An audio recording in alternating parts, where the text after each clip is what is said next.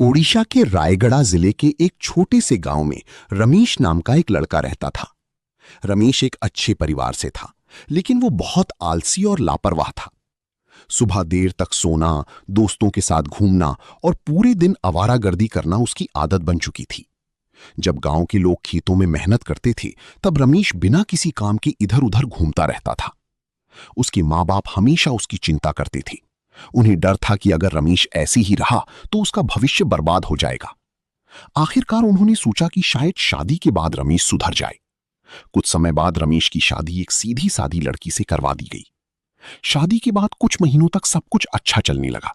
रमेश घर पर समय बिताने लगा और उसकी पत्नी भी नई जिंदगी से खुश थी। फिर एक दिन उनके घर एक प्यारी सी बेटी ने जन्म लिया। पूरा परिवार खुशी से झूम उठा। रमेश भी अपनी बेटी को देखकर बहुत खुश हुआ। धीरे धीरे रमेश ने एक नौकरी भी शुरू कर दी। अब लग रहा था कि उसकी जिंदगी सही रास्ते पर आ चुकी है। घर में खुशियां थीं और परिवार एक साथ हंसता मुस्कुराता था। लेकिन ये खुशी ज्यादा दिनों तक नहीं टिक सकी। कुछ समय बाद रमेश फिर से गलत संगत में पड़ गया। रात रात भर दोस्तों के साथ शराब पीना और घर देर से लौटना उसकी आदत बन गई। उसकी पत्नी रात भर उसका इंतजार करती रहती थी। इसी बीच रमेश के घर दूसरी बेटी ने जन्म लिया। लेकिन इस बार रमेश नहीं बदला। अब वो सस्ती देसी शराब पीने लगा था।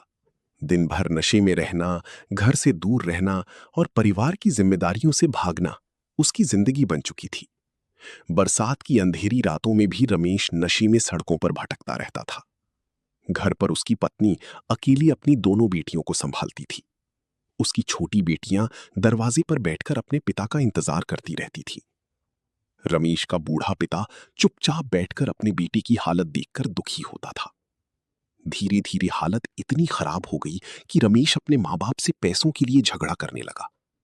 पूरा गांव अब उसकी बुराई करने लगा था।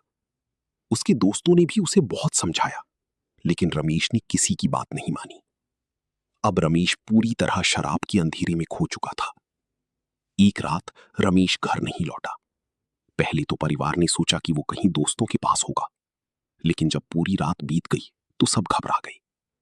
पूरा परिवार और गांव वाले उसे ढूंढने निकल पड़े। 2 दिन बाद उसके घर के पास झाड़ियों की तरफ से बहुत तेज बदबू आने लगी। गांव वाले डरती डरती उस तरफ गए। जैसे ही उन्होंने पास जाकर देखा, सबकी होश उड़ गई। वहां एक युवक जमीन पर पड़ा हुआ था।